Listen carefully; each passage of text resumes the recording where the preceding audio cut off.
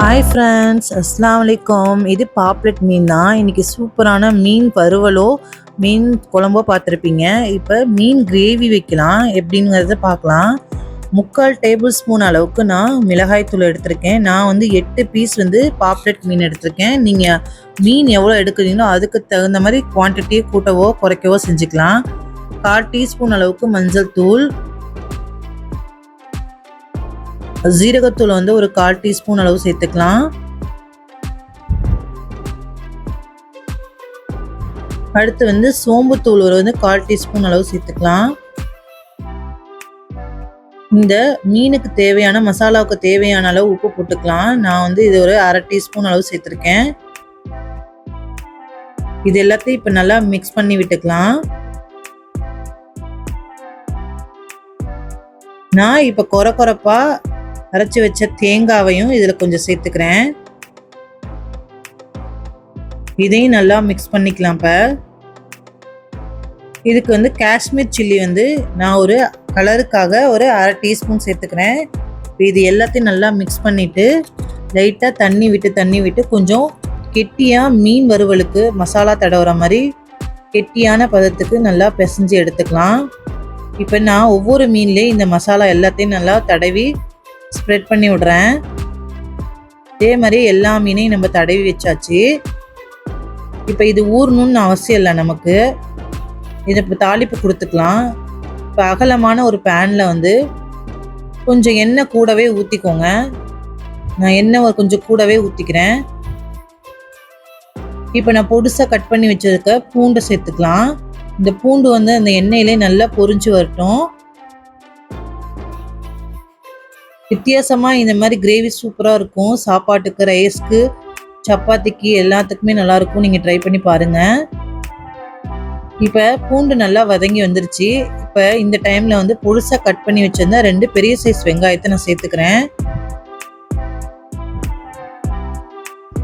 இப்போ இந்த வெங்காயத்துக்கு வதங்கிறதுக்கு தேவையான அளவு உப்பு போட்டுக்கலாம். இதுவும் நல்லா கொஞ்சம் கலர் சேஞ்ச் ஆகிற அளவுக்கு நல்லா வதக்கி விடுங்க. அந்த எண்ணெயிலே போட்டு நல்லா வதக்கி விடணும்.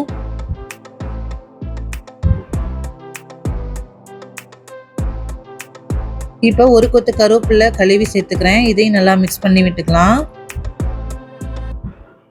மீடியமான ஃப்ளேமில் வச்சு நல்லா வெங்காயம் நல்லா கலர் சேஞ்ச் ஆகிற அளவுக்கு நல்லா வதக்கி விடுங்க.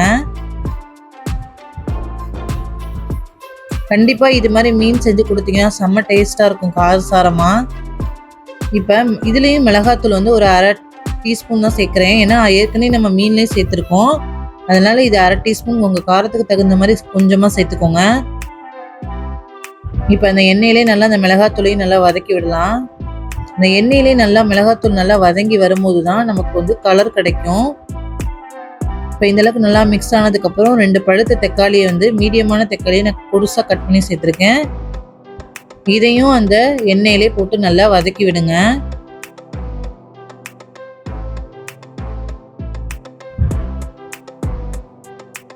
இப்போ இந்த தக்காளி நம்ம வேகிறதுக்கு தகுந்த மாதிரி நம்ம லைட்டாக தண்ணி தெளிச்சுக்கலாம்.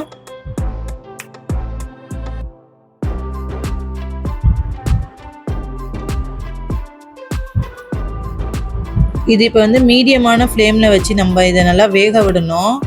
இப்போ இது வதக்கிறதுக்கு தேவையான அளவு உப்பு போட்டுக்கலாம். இப்போ இது நல்லா வேகணும். நம்ம கிளறக்கூடாது, அப்படியே மூடி போட்டு நல்லா வேக விடுவோம்.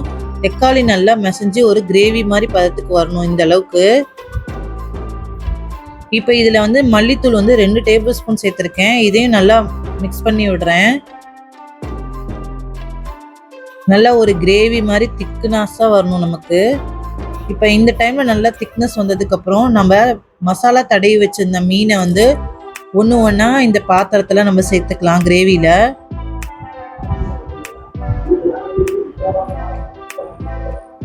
இதில் அப்படியே கிரேவியில் அப்படியே ஒன்று ஒன்றா சேர்த்ததுக்கப்புறம் அப்படியே விட்டுடுங்க. இதுக்கு மேலே வேணால் லைட்டாக உப்பு தூவி விடுங்க. உங்களுக்கு உப்பு பத்தலை மசாலா அப்படின்னா உப்பு லைட்டாக தூவி விட்டு இதை நம்ம மூடி போட்டு நல்லா மீடியமான ஃப்ளேம்லேயே வச்சுடுங்க. இப்போ பாருங்க, இப்போ நம்ம இந்த மீனை அடுத்த பக்கம் திருப்பி போடணும். எல்லா மீனையும் ஒரு 10 நிமிஷம் கழிச்சு இப்போ திருப்பி போடுங்க.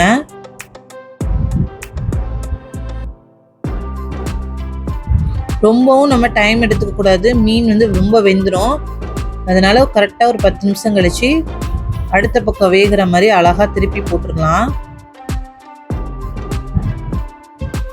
இப்போ உங்களுக்கு கொஞ்சம் சாந்து கிரேவி வேணும் அப்படின்னா லைட்டாக தண்ணி ஊற்றிக்கோங்க. ஒரு 1/2 டம்ளர் 1 டம்ளருக்கு ஏற்ற மாதிரி தண்ணி ஊற்றிக்கோங்க.